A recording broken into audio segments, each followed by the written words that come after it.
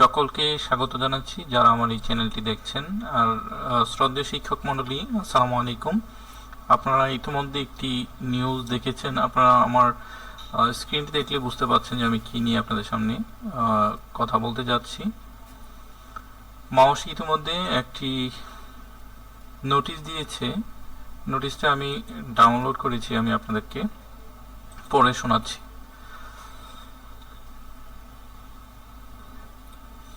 বেসরকারি শিক্ষা প্রতিষ্ঠানে স্কুল, কলেজ, শিক্ষক কর্মচারীদের এমপিইউ অর্থ আইবাস প্লাস প্লাসের মাধ্যমে ইএফটিতে অর্থ প্রেরণ সংক্রান্ত উপযুক্ত বিষয়ের প্রেক্ষিতে জানানো যাচ্ছে যে মাধ্যমিক ও উচ্চশিক্ষা অধিদপ্তরের এমপিওভুক্ত জনবলের বেতন ভাতা অর্থ মন্ত্রণালয়ে আইবাস প্লাস প্লাসের মাধ্যমে ইএফটিতে প্রেরণের জন্য শিক্ষা মন্ত্রণালয়ের নির্দেশ রয়েছে। আইবাস প্লাস প্লাসের মাধ্যমে ইএফটিতে এমপিওর অর্থ প্রেরণের পূর্বে শিক্ষা প্রতিষ্ঠানসমূহের এমপিওভুক্ত জনবলের NID, pay code, bank account, mobile number ইত্যাদি তথ্য এমপিও সিস্টেমে হালনাগাদ থাকতে হবে।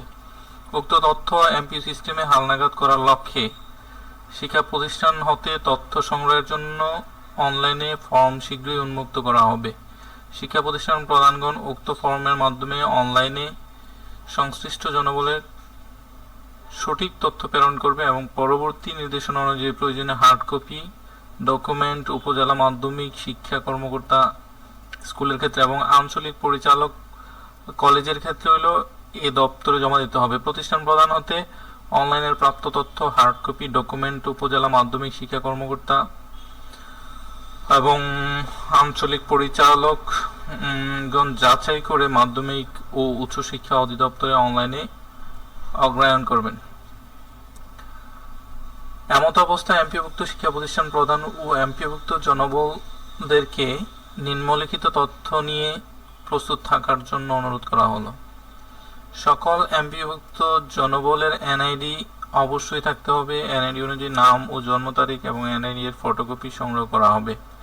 সকল এমপিওভুক্ত জনবলের মোবাইল নম্বর সংগ্রহ করা হবে। উক্ত মোবাইল নম্বর অবশ্যই এমপিওভুক্ত জনবলের নিজস্ব এনআইডি দ্বারা রেজিস্টার্ডকৃত হতে হবে। মানে এমপিওভুক্ত জনবলের যে মোবাইল নম্বর সংগ্রহ করা হবে সেই মোবাইল নম্বর অবশ্যই আপনার নিজের হতে হবে, নিজের এনআইডি দ্বারা রেজিস্টারকৃত হতে হবে।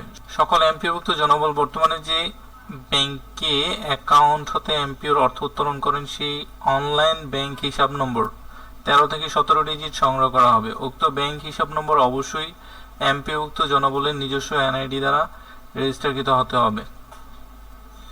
আপনি যে ব্যাংক অ্যাকাউন্ট থেকে এখন টাকাটা তুলছেন, এমপিওর টাকাটা তুলছেন, সেই ব্যাংক অ্যাকাউন্টটা আপনার রেজিস্টার্ড, আপনার সিম দ্বারা রেজিস্ট্রিকৃত হতে হবে। এখন এই সিমটা ধরেন আপনার আইডি কার্ড দিয়ে রেজিস্টার করা নেই, সেই ক্ষেত্রে ওই ফোন নাম্বার কোনোভাবে গ্রহণযোগ্য হবে না।